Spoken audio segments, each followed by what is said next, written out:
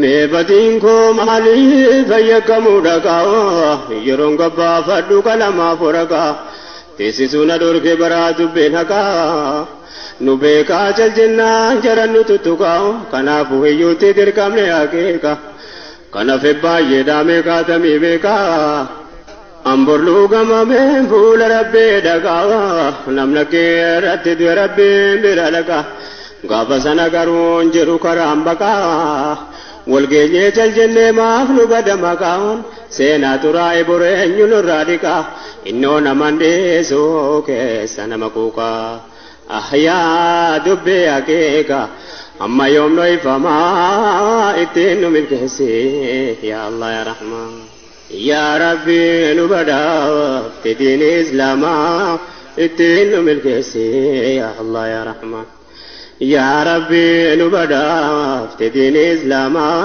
اتنو ملكسي يا الله يا رحمن أيه السلام عليكم ورحمة الله وبركاته شمار كفوني هردوتو تا ولا بوتو بجرجرتو كينيكو يرو تكو تكو نمكو هجيسا ليدا هين آرامو هنكو فلامو هلو لامو مالا كتانو يونا مانغلو كورومو كندو غاربيت أمتا والدي كيسو ملي والكبجو مبين أنا تسر بيكا أنا بيكا دمالي سيتو بيكا أمتا مبين ummata anatu beekaa malee atiin beeytaa hin beeyne jechuudha. Ummata xiqqollee kabajaa waliin qabne, ummata yoo eegummaa walii baasuu hin dandeenye, wal arrabsuu, wal qeequu, wal xiqqeessuma faayidaan kenna. Wanni nu uumamneef sanu. Mee ilaala Oromoo waa ajjeestee takkaa gumaa baafate ergite. Oromoo waa ajjeestee takkaa nama boochiste ergitanii. Dhima boonna bara mara. Ufumaa booyuudha. Guyyaa lama sadii boonnee callisuudha. Ufumaa wal xiqqeessuudha. Jabaa keenyan kabajnu. Wallaalaa keenya waan barsiifnu. Akkanumatti booyumaa fi wal arrabsuudha faayidaan kenna jechuudha. Mee amma rabbi jedha amma namichi kun. Namichi furriin kun hamilee kamiin ustaaz Raayyaa Abbaa Mancaa arrabsa. Hamilee kamiin ustaaz Raayyaa Abbaa Mancaa arrabsuu danda'a. Hamilee kamiin Ahmaddiin Jabalii waa jedha.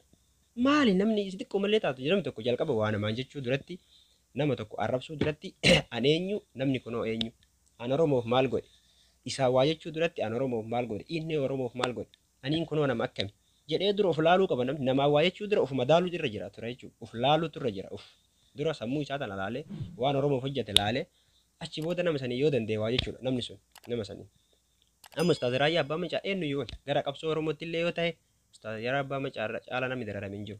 Hidhamee lafa jalatti qabsoo bilisummaa Oromootti illee dabalame abaa waliin hojjechaa ture. Hidhamee illee dararame illee lafa jalatti hidhamaa ture. Seenaa isaarraa dhageettan natti fakkaata. Mee kunumaan furriin maal Oromoof godhe maaliin ustaaz Raayyaa Abbaa Mancaa caalee deebi'ee ustaaz Raayyaa qeebuu danda'a. Osomaa dhugumaan ustaaz Raayyaa Abbaa Mancaa balleessaa qabaate iyyuu kun hamilee kamiin ustaaz Raayyaa Abbaa Mancaati waa jedha. Ijoollee biltiqinnaa ta'a. Warra ustaazotaa fi hayyoota kennatti keessu kana hunda jaraala. Warra waa takka hin baratin barreeffama maqaa ofii nama seeraan hin barreessineedha. Hunda simee takka takka allaal. Dudulloota tanneen jettamoo qaabbuttaa kana jettamoo hangaasaa Abiraam jettamoo hunda jaraala lame warra waan takka hin baratin jechuun uummata dheedhii wal ga'e dheedhii amma Ahmaddiin Jabalitti illee kaate. Ahmaddiin Jabal jechuun ammoo hayyuu akka Afrikaattuu beekamaadha. Kitaabota hedduu barreesse hayyuu seenatii hayyuu amantaati. Maaliif isinii waliin madaalu? Waa'ee isaa dubbachuu osoo achuma dhaabdanii fakkeenyaaf guruupii tokko jira guruupii Jimmaa TM jedhanii ijaaran tokko. Guruupiin sun namuma arrabsuuf kan ijaaramedha. Gaafa jalqabaa tokkollee yoo yaadatta waa'ee Raayyaa Abbaa Mancaa kana jarri Raayyaa Abbaa Mancaa har'a badii kanaaf ittiin kaane bira durallee arrabsaatuma jirti. Maaliif sababni isaa arrabsaniif maali? Waan inni haqa deeggaruuf waan inni haqarratti cicheef malee waa balleessatii miti. Maaliif abiyyi ni waliin abbichuu koo abiyyee maarree nabiyyee maaliif ni waliin hin jennee hin jedhu akkam goota. Ustaaz Raayyaan har'aa miti qabsoo ka'ee gale si waliin har'a gaafa biyyi aangoo qabate waggaa lamaan kana keessatti hin eegale duraan eegale Raayyaan. Duraan lafa jalatti hidhamaa ture. Yeroo ati hin dhalatin yeroo ati Oromummaa keetuu hin beekne san jechuudha. Kanaafuu Ustaaz Raayyaan waliin madaaltanii sin jechuu barbaannee barra. Raayyaan bara nama gara tokkochaan hanqinna hin qabnedha. Yeroo sabni isaa rakkates illee bira dhaabachuun tokkoffaadha. Gara amantaatti illee waan hundaanuu nama hanqinna hin qabne. Sunummaan furriin tun biyya Arabaa keessatti hoolaa jala teettee ustaaz Raayyaa waa jetti. Tunillee mee mata nama Arab jedha laalaan. Mee maaluma nama abbaa isii ta'uu danda'a. Gara kaanii wanti tun dubartiidha. As baatee yeroo ustaaz Raayyaa Abbaa Mancaatiin yeroo ustaazota arrabsitu maaltu itti dhaga'ama? Maali yaaddeeti? Namni maal of madaale jalqaba of laaluu barbaachisaa barnamni namaa waa jechuu jira. Abbaan of hin argu dhakaan of hin darbu jedhan san taate malee dubbiin silaa jalqaba of laaltee booda eegasii namaa waa jettee irra bareedadha. Waa maraafuu utaalaa boola laallachaa jedhan. Amma kun shaayinatti saree nyaachaa bahee sareen inni nyaachaa bahee sun keessaa dutaarti fakkaata malee dhugumatti ustaazarraa waa balleessitiin fakkeenyaaf waan isiin akka xarabsitee jirti kaatee warri bilxiginnaa kun garanaa kun gara siidutee kun gara naadutuuf barreeffama kanaaf barreeffama kana immoo peejii ustaazarraa abbaa mancaa keessa nama lamatu jira wanni sun hubachuu qabdan peejii keessa nama biraatu jira isaan maxxansanii namni biraa maxxansee waan takka addan baafan osoma dhuguma ustaazarraa maxxansee dogongoree odeeffannoo sobaa namni kennee fi dogongoree maxxansee iyyuu maaltu arraba ga'e galata namaa maaliif namni hayyuu fi xiqqeesse beekaa fi xiqqeesse garam deemuu barbaada ka jaanjoo akka keessanii kanaan haamala haa hoogganamnu hayyee hayyuu arrabsite guruupii ijaarrattanii guruupii gaaf tokko guruupii jimmaa maalii jedhu tokko ijaarratanii mana raayyaa abbaa mancaa gubnaa maarree goonaa raayyaa akkas goonaa jechaa tura sunis milkooyiniif achumatti hafe kanaaf yaa jiran dura of laala tanafaa mee mara biyyera mee amma tanafaa tunummaa nama ufin laaltu nama illee fakkeenyaaf dubartiin takka illee maal jedhan seeta warri shamarraalee natti naarinaati dubartiin takka yoo jaarsa dhabdee akkasitti bakka dulloomteette keessa tarti hin abzaarruutti waan feete haasuutti hin aarsaa akkanumaayyuu namni waan goonillee namatti hujjuutti jedhan tulama akkas fakkaatti maruma dulloomtee keessa tarte osoo ammoo argitanii waan gadi qabu wayiitti arganii bareedanatti fakkaata waa maraafuu xiqqollee taate Oromoo akka waliigalaatti nuti Oromoon kun warra boo'ichaa hin taane bara maranuma boo'amee laala Tigree nama 50 meeqa turraa dhume jedha nama 50 kana keessa mee Tigree Facebook irratti baatee bootta argine hin jiru tan garuu gara kiyyaan agarre hundi isii bosonatti galee ka hidhate akkasitti oofaa jira kunillee biyya alaatti hiriira bahee deeggaraa jira Facebook irraa badee baluu kiyya na jala ajjeesanii balee baluu kiyya na jala maadii godhanii jedheen boo'e hojiin argisiisachuu akka dandeetti nu ammoo hojiin argisiisuu san hin beeku haga mee haga qabsoo uummata Oromoo kan haga lafa tana irratti uumamnee dhaladhe irraan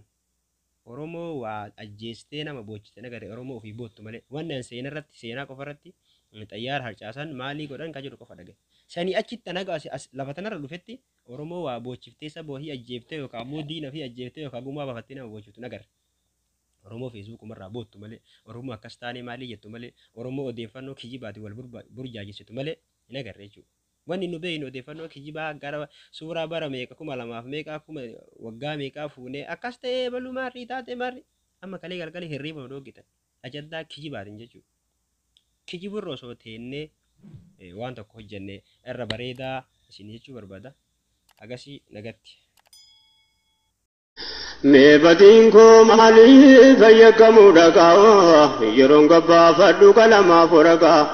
Teessisuun adorkee baraa dubbeen haqaa nu beekaa jaljennaan jaran nu tuttuqaa kanaafuu hiyyuutti dirqamne akeeka kanaaf baay'ee daamee kaatamii beekaa amborluu gamameen fuula rabbee dhaqaa namna kee irratti du'e rabbiin bira dhaqaa gaafa sana garuun jedhu karaan baqaa walgeenyee jaljennee maaf nu bada maqaan seenaa turaa'e boreenyu nurraa dhiqaa innoo naman dheesoo keessa nama kuukaa ahyaa dubbee akeeka amma yoomno ifamaa ittiin nu milkeessee yaa Allah yaa Rahmaan yaa Rabbi nu badhaafte diini Islaamaa ittiin nu milkeessee yaa Allah yaa Rahmaan yaa Rabbi nu badhaafte diini Islaamaa ittiin nu milkeessee yaa Allah yaa Rahmaan Anoo waan an argeen qalamaan barreesse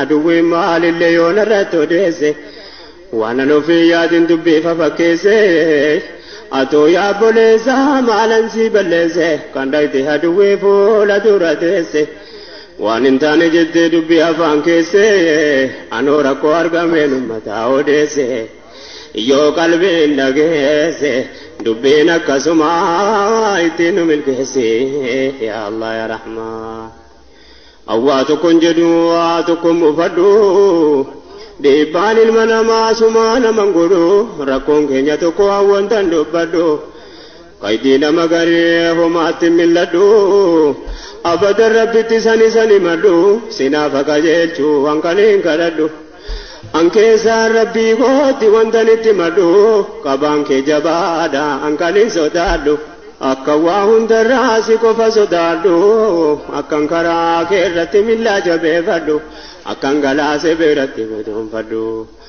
akkan najaa argadhu guyyatti qiyaamaa ittiin nu milkeesse yaa Allah yaa Rahmaan برنا بنجيب أرجع ولينودي نانو دافبكم سافروا ما والقودي خيري والدينو مشري وليبقودي قومي بايفتي إبليف نقمدي كجبني دوقومي أكين تاي قدي بريني فوكي سام بريدي مؤمن نفان دبي شيطان نبرودي بشان تدي بوتا إبدا موتا صوبتو مياه دوغان نمغودي يا رب ريكي نعمالو منو قودي مال تولو فابودي يا شفتو دا جماعتين ملقسي يا الله يا رحمن برنا بنجيب أرقا ولينودي نانو دابيكم سافروا ما والقودي خيري والدينو مي شري وليقودي قومي بايفتي إبليف نقمدي